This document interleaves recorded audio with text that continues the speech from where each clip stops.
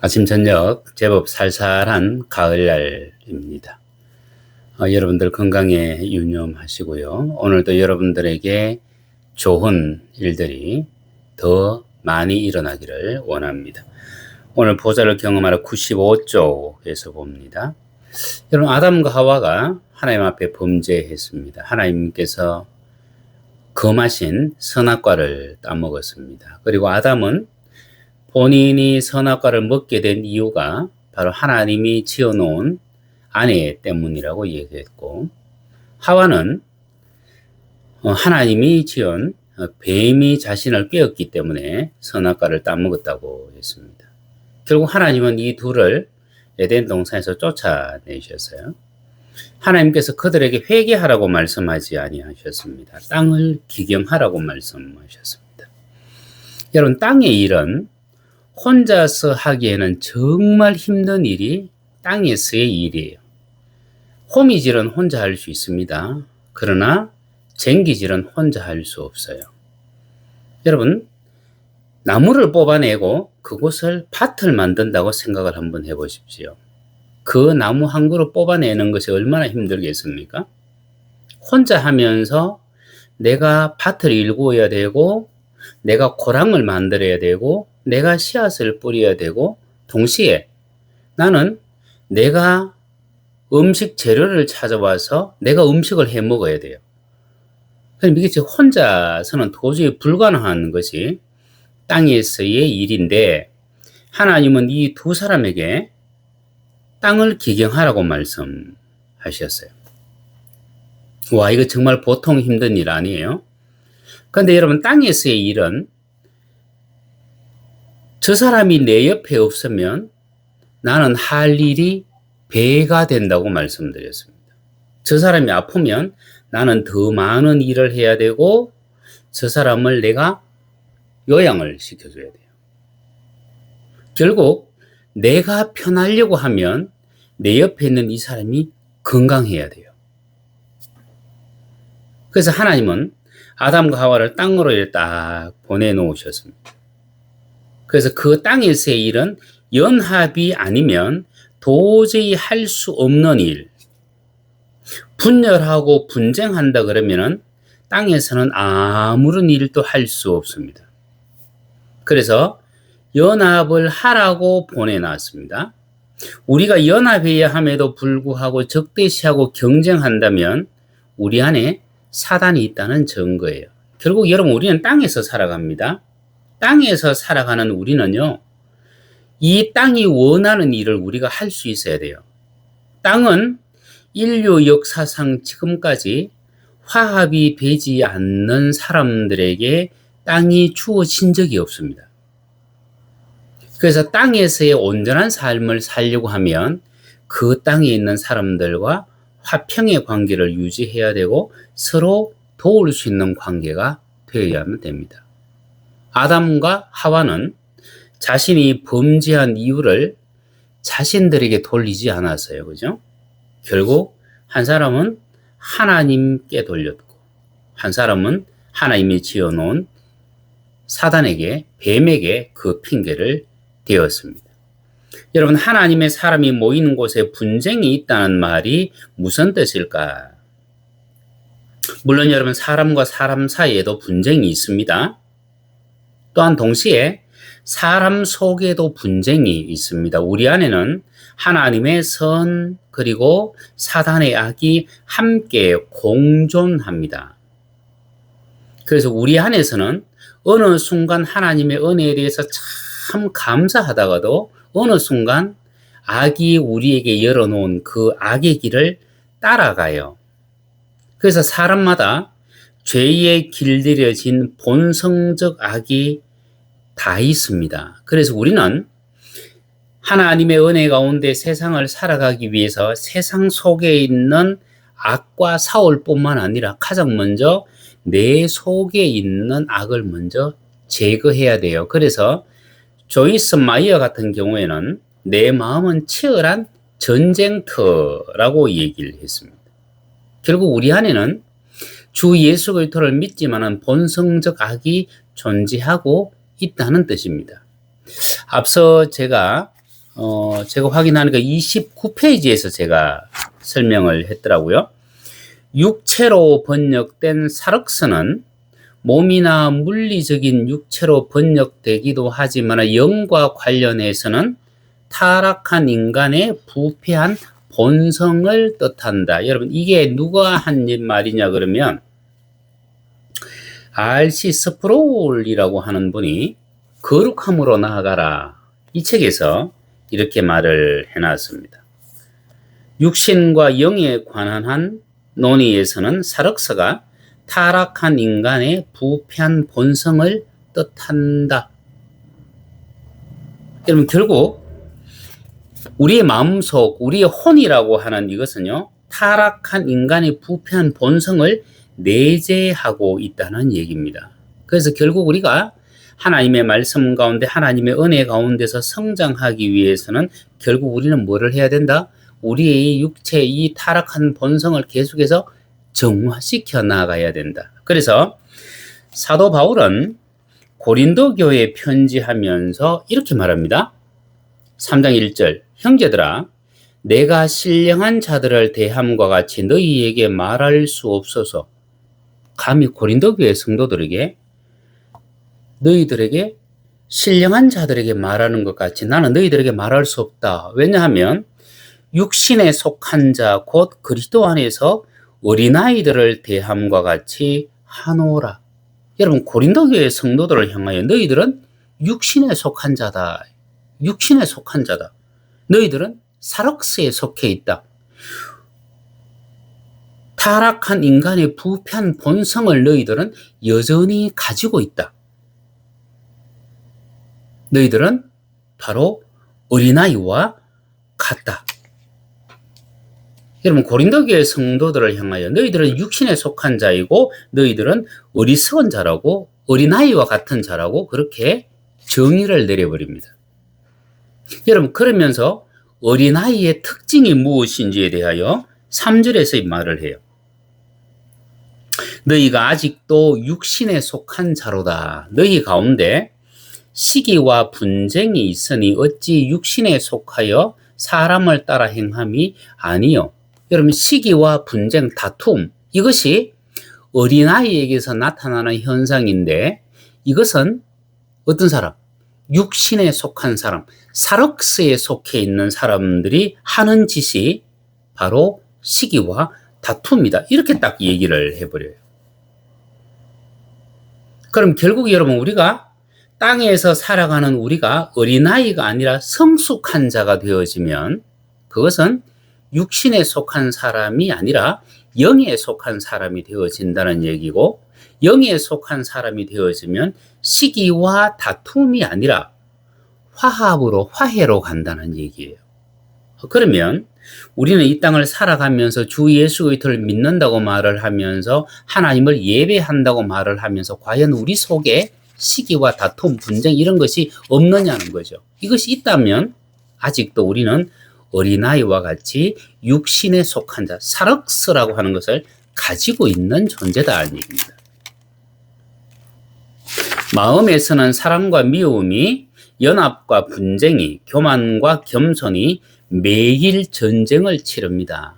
여러분, 이것이 우리 안에서 순간순간 전환이 이루어져요. 전환이 이루어진다는 얘기는 어느 순간, 야, 정말 하나님의 사랑으로 사랑해야지. 정말 저 사람과 화해하고 연합해야지. 야, 정말 주님의 성품을 닮은 사람으로서 겸손해야지 말을 하지만 어느 순간에 누군가를 미워하고 누군가와 다투고, 그리고 어느 순간 내가 교만해질 수 있다는 얘기예요.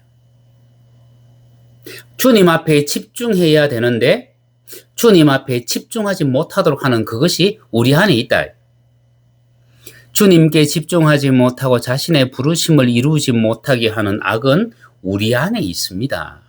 그리고 우리는 오랫동안 거기에 길들여져 있어서 악이 더 편하고 더 익숙합니다. 여러분, 더 편하고 더 익숙하다는 얘기는 이미 반복되어져서 습관이 되어졌다는 얘기죠. 여러분, 옛날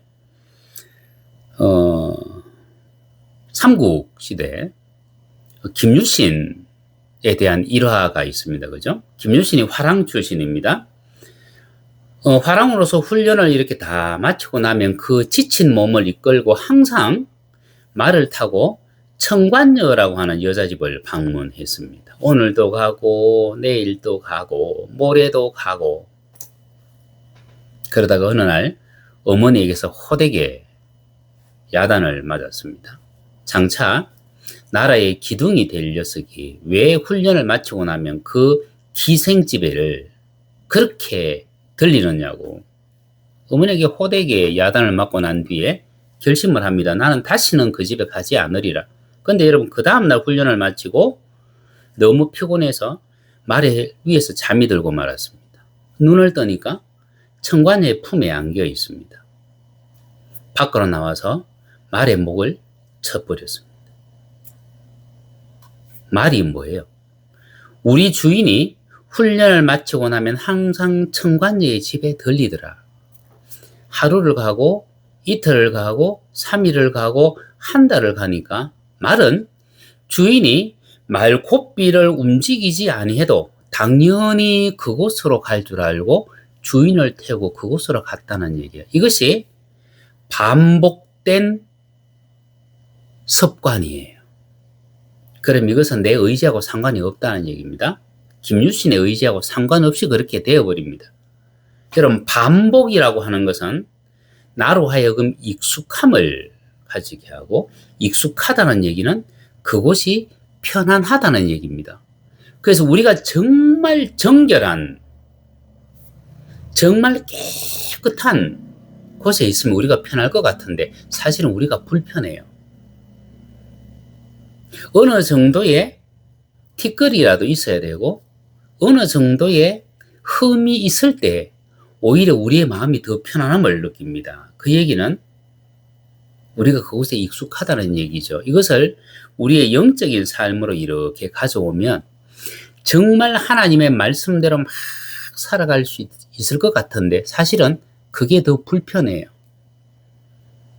그래서 우리는 좀 부족한 거룩함을 우리는 더 편해할 수 있습니다. 그래서 원수는 자신을 숨기기 위해 우리의 시선을 자꾸 밖으로 돌려요. 시선을 밖으로 돌린다는 얘기는 우리의 시선을 분산시킨다는 얘기입니다. 우리의 신선이 어떤 작은 일에, 어떤 복잡한 일에 이렇게 시선을 두게 되어지면 우리는 우리 자신을 돌아볼 시간이 부족해지고 하나님의 마음을 구할 시간이 부족해져요. 그리고 작고 사소한 것 때문에 다투게 됩니다. 이것이 바로 바알세불입니다. 바알세불은 정작 중요한 일에 집중하지 못하도록 시선을 돌려버려요. 그래서 이 바알세불이라는 이 말의 의미는 파리들의 대왕입니다. 이런 파리는 분주히 날아다니고 사람을 귀찮게 해요. 그런데 파리가 어디 가서 앉아 있을 때도 가만히 앉아 있지 않습니다. 무언가에 우리가 조용히 집중하려고 하면 어느새 날아와서 방해를 합니다. 앉아 있으면서도 날개를 비비고 앞발을 비벼요. 근데 여러분, 이 파리는 어디에 앉느냐 하면 첫째는 우리가 버리는 것에 앉아요. 두 번째는 우리 배설물에 앉아요. 세 번째는 죽은 것에 앉아요. 결국 우리의 시선을 어디로 돌리게 하느냐 하면 우리가 버린 것, 우리의 배설물, 그리고 이미 죽은 것에 우리의 시선을 이렇게 두게 합니다.